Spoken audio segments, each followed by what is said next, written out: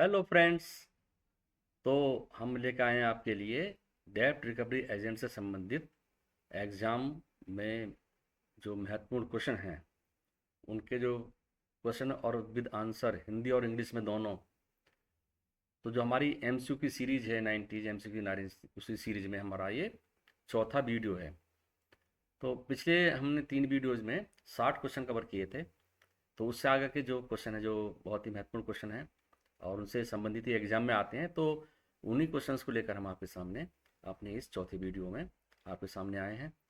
तो मेरे ख्याल से आपको ये बहुत ही लाभदायक होंगे आपके एग्जाम की तैयारी के लिए। तो चलिए चलते हैं टाइम न वेस्ट करते हुए 61वें क्वेश्चन से हम आगे बढ़ते हैं। तो 61वां क्वेश्चन है, पुनर्प्राप्ति प्रक्रिया में पहला कदम क्या है, यानी what is the first step in the recovery process. Recovery process में पहला स्टेप क्या है डीआरए के लिए, जो एजेंट हैं उनके लिए पहला स्टेप क्या है। तो ऑप्शन क्या है हमारे पास में, ग्राहकों को कॉल करें और उनसे उस समय के बारे में पूछे जो उनसे मिलने के लिए सुविधाजनक हो, यानी कि जो कन्वीनियंट हो उनको मिलने के लिए पहले हम उससे अपॉइंटमेंट ले लें कि कहाँ मिलना चाहते हो, किस समय मिलना चाहते हो। दूसरा है, ग्राहकों से सीधे उनके घर पर मिलें, डायरेक्ट उसकी अनुमति के बिना नहीं, ऐसे मिलना चाहिए, अपॉइंटमेंट लेना चाहिए। ग्राहकों से सीधे उनके कार्यालय में मिलते हैं, तो कार्यालय में लेकिन अपॉइंटमेंट लेने के बाद में। तो पहला वाला जो है ऑप्शन वही सही है इसमें, कि ग्राहकों को कॉल करें और उनसे उस समय के बारे में पूछे जो उनसे मिलने के लिए सुविधाजनक है। तो इसका आंसर यही होगा। चलिए अगला प्रश्न देखते हैं। क्रेडिट सीमा क्या है, credit limit, what is a credit limit. Bank जो साख की सुविधा देते हैं, लोन देते हैं या लिमिट बनाते हैं, उसमें क्रेडिट लिमिट क्या है मतलब। तो उसे ऑप्शन क्या है हमारे पास में, maximum amount prescribed by the bank under A special loan scheme, किसी विशेष ऋण योजना के तहत बैंक द्वारा निर्धारित अधिकतम राशि, यानी उस योजना में वो कितना अधिकतम लोन दे सकता है। तो एक तो ये ऑप्शन हो गया, और ये सही है, ये विशेष ऋण योजना के तहत बैंक द्वारा निर्धारित न्यूनतम राशि। तो न्यूनतम राशि नहीं, मैक्सिमम कितने दे सकता है वो, वही उस स्कीम के अंदर होता है कि वो कितना मैक्सिमम दे सकता है। दोनों विकल्प सही हैं, ये नहीं है, पहला वाला ही सही है कि किसी विशेष ऋण योजना के तहत में बैंक द्वारा निर्धारित अधिकतम राशि, तो मैक्सिमम राशि वो कितनी दे सकते हैं। तो आंसर इसका ए है। 63 में देखते हैं, फैक्टोरिंग का अर्थ है वित्त पोषण सेवाएं, ठीक है ना। Factoring means financing services. तो इसमें क्या क्या इंक्लूड है, तो ऑप्शंस देखते हैं इसमें। फैक्टरिंग का बारे में नीचे भी लिखा हुआ कि फैक्टरिंग जो एक प्रकार का वित्त है, एक फाइनेंस है, एक तरह का बिजनेस है, जिसमें एक व्यवसाय अपनी अल्पकालिक तरलता आवश्यकताओं को पूरा करने के लिए अपने प्राप्य खातों, चालान खातों को तीसरे पक्ष को बेचता है। दोनों पक्षों के बीच लेन देन के तहत फैक्टर इनवाइस पर कमीशन या फीस घटाकर देय राशि का भुगतान करेगा। यानी फैक्टरिंग में ऐसा होता है, फैक्टरिंग एक सर्विसेज है, जो व्यापारी जो अपने जैसे खासकर एक्सपोर्टर हैं, तो उन्होंने माल एक्सपोर्ट कर दिया, उसके बाद में वो बिल रेज करेंगे जो बायर है उसके ऊपर में। तो बिल का पैसा जो है हो सकता है उनको 1 महीने बाद मिले, क्योंकि माल पहुंचेगा वहाँ पे, वो छुड़ाएगा माल और उसके बाद में बाकी पैसा भेजेगा। तो व्यापारी ये क्या करेगा, वो एक्सपोर्टर जो है, वो फैक्टर जो कंपनी है, एनबीएफसी या जो भी है, उसको संस्था को उसको अपने बिल दे देगा, सारे डॉक्यूमेंट्स दे देगा, उससे कहेगा कि आप इसका कलेक्शन ले लीजिए लेकिन हमें पहले पैसा दे दीजिए। तो पहला पैसे लेने की जो प्रक्रिया है वो क्या, कमीशन काट के अपना उसको पैसे दे देगा और कलेक्शन के लिए बिल भेज देगा, क्योंकि उनका नेटवर्क बहुत बड़ा होता है, वो इसमें एक्सपर्ट होते हैं। तो ये फैक्टरिंग सर्विस कहलाती है, ठीक है। तो इसमें क्या लेता है, वो क्या कलेक्ट करता है, इसमें डिपॉजिट कलेक्ट करता है, कलेक्टिंग डिपॉजिट नहीं, डिपॉजिट नहीं करता, पैसा कलेक्टिंग मनी, मनी करता है नहीं, कलेक्टिंग रिसीवेबल्स, यानी कि रिसीवेबल्स को कलेक्ट करता है, कलेक्टिंग गोल्ड, गोल्ड भी नहीं है। तो सी आंसर इसका है कि जो रिसीवेबल्स हैं, जो मिलने वाले हैं वहां से उसका पैसा, उस पैसे को वो वहां से कलेक्ट कर लेता है, लेकिन एडवांस में कमीशन काट के इसको पहले दे देता है। तो इसका आंसर होगा सी। चलिए 64वां देखते हैं, निम्नलिखित में से कौन से कार्य डीआरए को निर्धारित नहीं है, इनमें से कौन सा कार्य उसके लिए नहीं है, उसकी ड्यूटी नहीं है। ड्यूटी टू रेमिट मनी, पैसा भेजने का है उसकी ड्यूटी है, क्योंकि जो भी कलेक्शन करेगा उसको भेजना है। ड्यूटी टू कम्युनिकेट, जो भी इसने एफर्ट्स किए हैं, कोशिश की है, उसको वो कम्युनिकेट करेगा, ये भी ड्यूटी है। Duty to know the trade occupation of the customer, ये भी उसके बारे में जानेगा भी क्या काम करता है इसमें, उसके बारे में जानकारी वो प्राप्त करेगा उसके। Duty to lodge a complaint with the police, ये इसकी ड्यूटी नहीं है, पुलिस में शिकायत दर्ज कराने का उसका कर्तव्य नहीं है ये। तो आंसर होगा इसका डी। 65वां है, एनपीए खाता उसे कहा जाता है जिस पर से अधिक पुराना बकाया हो, यानी कि कितना ओवरड्यू हो गया हो, कितने पीरियड के लिए, कितने टाइम के लिए। तो 30 डेज, 60 डेज, 90 डेज या 180 डेज। तो 90 डेज जो होता है वो 90 डेज तक अगर जो है उसके किस्त वगैरह नहीं आई या अकाउंट आउट ऑफ ऑर्डर रहा, तो वो खाता 91 डेज पे, 90 दिन के बाद में एकदम से वो एनपी हो जाता है। तो आंसर होगा इसका सी। 66वां है, what is the role of credit agency. Credit agency का रोल क्या है। क्रेडिट एजेंसी कौन सी है ये, जैसे सिविल वगैरह है ये। इशू क्रेडिट कार्ड नहीं। अप्राइज द लोन एप्लीकेशन, ये लोन एप्लीकेशन अप्राइज नहीं करती। Collect credit information of companies individuals, कंपनियों के बारे में, इंडिविजुअल्स के बारे में वो जानकारी एकत्रित करती हैं और उसको बताती हैं। तो आंसर इसका सी होगा। 67वां क्या है, इन केस ऑफ बिल्कुल डिफॉल्टर, जो जानबूझ के पैसा नहीं देते, what should the recovery agent do, उनके बारे में रिकवरी एजेंट्स को क्या करना चाहिए। क्या है, पहला है इसका, देनदारों को उनके संग्रह प्रयासों के लिए नकारात्मक जो भी प्रतिक्रियाएं हैं साबित करने के लिए दस्तावेज साक्ष्य एकत्रित करना है। यानी collect documentary evidence to prove the debtors negative response to their collection efforts. उसने क्या क्या एफर्ट्स करी, कब बात करी, कब मीटिंग करी, कब कॉल करी, कब उसको विजिट किया, उसके क्या आउटकम रहा उसका, उसने क्या क्या जवाब दिए, किस तरह से उसने जो है, तो उसने अपने एफर्ट्स को सारा जो डीआरए उसको नोट करना चाहिए, क्योंकि वो पैसे जानबूझ कर नहीं दे रहा उसको। दूसरा है, use physical force, physical force use करनी नहीं करनी है डीआरए को कभी भी। Give advertisement in the newspaper, ये भी डीआरए की ड्यूटी नहीं है कि एडवर्टीजमेंट में वो उसका वो दें। तो आंसर इसका ए ही होगा कि उसको सबको डॉक्यूमेंट करना चाहिए जो अपने एफर्ट्स हैं उसके बारे में, जिससे वो बाद में बैंक को सूचित करेगा और बैंक उसको अपना कोर्ट में भी या कहीं पे भी इस्तेमाल कर सकता है उसको। तो आंसर ए होगा इसका। 68वां क्या है, जब आप बैंक को भुगतान की जाने वाली बकाया राशि लेने के लिए ग्राहक के घर पर जाते हैं, आपको पता चलता है कि ग्राहक अब वहाँ नहीं रह रहा है और घर जो है खाली करके चला गया, किराए पर रहता था जो। रिकवरी एजेंट के रूप में आपकी क्या प्रतिक्रिया होगी वहाँ पे अब, क्योंकि अब कौन मिलेगा वहाँ पे, लैंडलॉर्ड मिलेगा। तो उससे इस ग्राहक के बारे में अधिक जानकारी प्राप्त करने के लिए अपना आईडी प्रूफ दिखाएं और मकान मालिक को विनम्र तरीके से समझाएं, मैंने पोलाइटली इसको जो है आईडी प्रूफ दिखाना है और उसको पूछना, उसके बारे में जानकारी लेना भी, कहाँ है, क्या कहाँ चला गया है। मकान मालिक पर चिल्लाना नहीं, लैंडलॉर्ड पर चिल्लाना नहीं है। ग्राहक पर विवरण प्राप्त करने के लिए, ग्राहक चिल्लाना, ग्राहक पर विवरण प्राप्त करने के लिए मकान मालिक को ब्लैकमेल करना, ये भी गलत है। मकान मालिक की निजता में दखलंदाजी, तो उसकी उसमें भी दखलंदाजी नहीं करनी है, उसकी प्राइवेसी बनाए रखनी है। तो पहला वाला सही है कि उसको विनम्र तरीके से ही ग्राहक के बारे में जानकारी प्राप्त करना। 69वां है, आप किसी व्यस्त बाजार में एक ग्राहक को देखते हैं। आप बाजार में जा रहे हैं, बाजार में मिलता है ग्राहक जो अपना डिफॉल्टर है। ग्राहक ने पिछले 5 महीने से बैंक को अपना बकाया नहीं चुकाया है।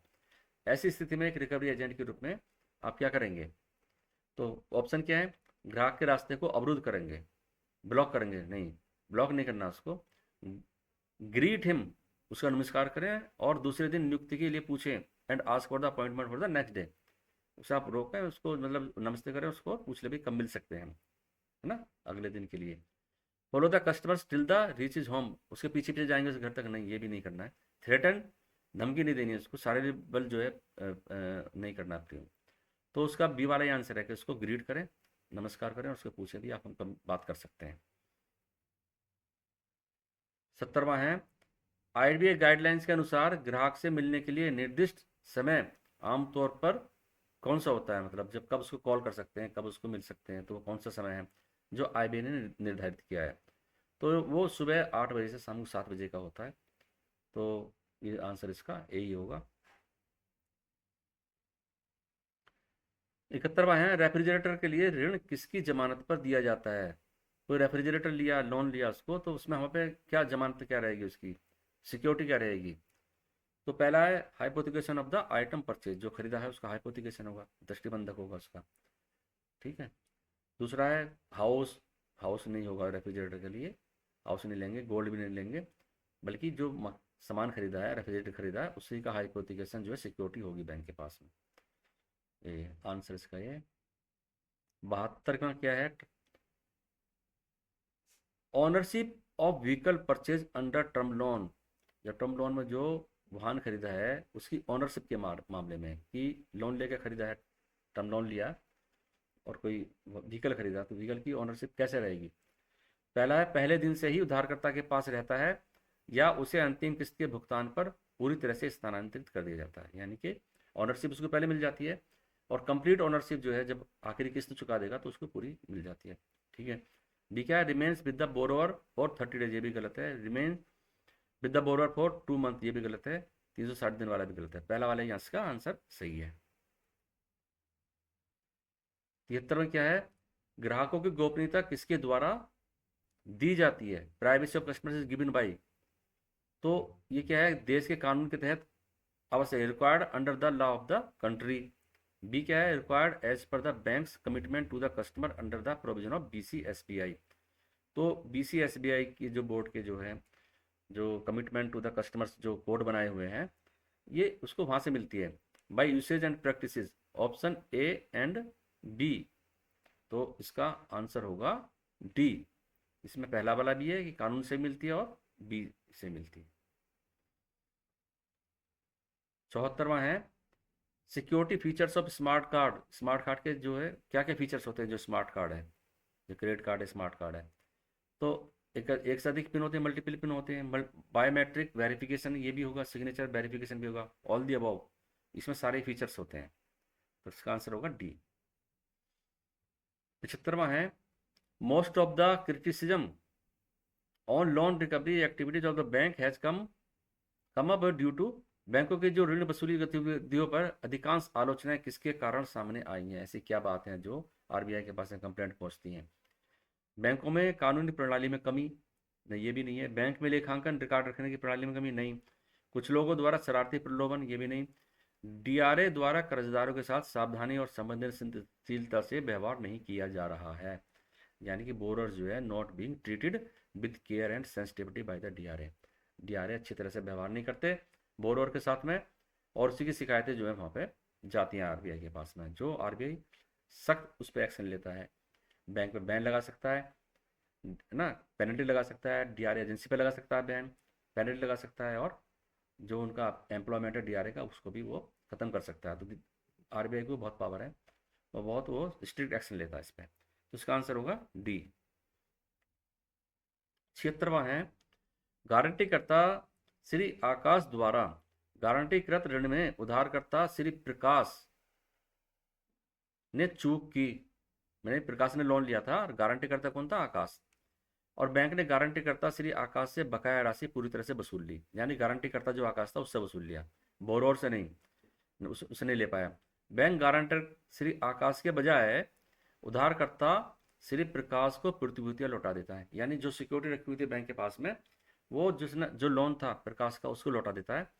आकाश जो गारंटर है उसने लोन चुकाया, पैसा दिया, उसको ना देके वो बोरोर को दे देता है। तो यहाँ पे क्या है, बैंक की स्थिति क्या है, बैंक की कार्रवाई सही थी, बैंक की कार्रवाई सही नहीं थी, बैंक की कार्रवाई को सेवा में धोखा देना माना जाएगा। तो डी, बी एंड सी, तो इसमें डी माना जाएगा, यानी बी, बैंक की कार्रवाई सही नहीं थी यहाँ पे, उसको गारंटर ने लोन चुकाया था तो सिक्योरिटी भी उसको लौटानी चाहिए थी, और बैंक की कार्रवाई जो है वो सेवा में धोखा देना माना जाएगा। ये दोनों ही सही है ये। तो आंसर होगा इसका डी। 77वां है, 77, जब ग्राहक बैंक से लॉकर लेता है तो बैंक और ग्राहक के बीच क्या संबंध होता है। तो लॉकर जो क्या सुविधा है, वो एक पोर्शन देता है बैंक अपना और लीज पे देता है, जैसे लीज पे मकान लेते हैं ना, इसी तरह से वो लीज पे लॉकर लेते हैं। एक पोर्शन दे दिया, एक चाबी दे दी, आप जाइए और उसको यूज करिए, अपना सामान रखिए, और जब चाहे निकाल लीजिए, जब तक है, और जब चाहे उसको जमा कर दीजिए वहाँ पे सामान अपना। तो लीज पे दिया तो क्या हुआ, लेजर और लीजी का संबंध होता है, पट्टादाता और पट्टेदार का। तो आंसर इसका डी होगा। 78वां क्या है, रिकवरी एजेंट्स के कार्य में शामिल है, क्या क्या है इसमें इंक्लूड, एजेंसी समझौते के अनुसार बैंक अन्य वित्तीय कंपनी के निर्दिष्ट देनदार से बकाया राशि प्राप्तियों का संग्रह, ठीक है, एकत्रित धन को बैंक को भेजना, और जो सब कलेक्शन करेगा और उसको भेजेगा। देय और अभी तक वसूले जाने वाले प्राप्य का लेखा जोखा रखना, यानी अकाउंटिंग भी रखना। तो जो बैंक के सारे कार्य हैं ये, यानी कलेक्शन भी करेगा, उसको डेबिट भी करेगा बैंक को, और जो अकाउंटिंग है उसको खाता भी मेंटेन करेगा उसके, कि कितना ड्यू था, कितना कलेक्शन हुआ, कितना डेबिट कर दिया, अभी क्या पोजीशन है और क्या क्या एफर्ट्स करी। तो ये सारे बैंक के कार्य हैं। डी इसका आंसर होगा। 79 है, निम्नलिखित में से कौन खुदरा ऋण नहीं है? रिटेल लोन नहीं है इनमें से। Loan to doctor to buy a computer, ये रिटेल लोन है। Mister Rajan takes a loan, home home loan भी जो है रिटेल लोन है। Working capital funds are given to by the banker to Tata Motors, तो ये वर्किंग कैपिटल लिमिटेड जो है, ये वर्किंग कैपिटल लिमिट है ना, ये वो नहीं है, रिटेल लोन नहीं है। Loan to Smita to buy the Tata Indica car भी जो है रिटेल लोन है। तो आंसर इसका होगा सी। 80वां है, देनदार जो भुगतान कर सकते हैं लेकिन भुगतान नहीं करना चाहते, डेप्टर्स हु कैन पे, क्षमता है उनके पास में, पैसा मीन्स है लेकिन वो देना नहीं चाहते, बट डोंट वांट टू पे, लेकिन वो नहीं देना चाहते। तो वो कौन है? नॉर्मल डेप्टर तो नहीं है वो, नॉर्मल तो वो है जो एक बार कहोगे या दो बार तो दे देगा। ये डिफिकल्ट कस्टमर है ये, इनको कहा जाता है डिफिकल्ट कस्टमर। इनफ्लेक्सिबल भी नहीं, बैड भी नहीं। तो बी वाला सही है, इनको डिफिकल्ट कस्टमर कहा जाता है, जिसके बारे में डीआरएस जो है उसके बारे में पूरा डॉक्यूमेंटेशन करते हैं उसके अपने सारे एफर्ट्स को। तो आंसर इसका होगा बी। तो फ्रेंड्स इसमें वीडियो लंबा हो जाएगा, तो 80 तक ही रखते हैं, फिर मैं नेक्स्ट वीडियो में इसके आगे के क्वेश्चंस आपको लेकर आऊँगा। तो ये हिंदी और इंग्लिश में दोनों ही आपको मेरे ख्याल से काफ़ी लाभदायक है, और ये आप देखेंगे तो आपको एग्ज़ाम के लिए काफ़ी यूज़फुल होंगे। तो मैं समझता हूँ आप जो है इनको देखें और अपने एग्ज़ाम की तैयारी भी उस हिसाब से करें। तो चलिए मिलते हैं फिर अगले वीडियो में। तो आप मेरा चैनल जो है उसको आप सब्सक्राइब करके रखिएगा, जिससे आपको मेरे आने वाले वीडियो मिलते रहें, क्योंकि मैं बैंक से के ऊपर जो है अभी ये सीरीज़ मेरी अभी पूरी कंप्लीट करने के बाद में मैं फिर बैंक से संबंधित और भी जो टॉपिक्स पर अपने वीडियो लेकर आऊँगा, या आपके एग्ज़ाम से संबंधित है या विशेष टॉपिक हैं बैंक के ऊपर, अलग अलग टॉपिक्स के ऊपर मैं आपको मेरे वीडियो मिलेंगे। Thank you.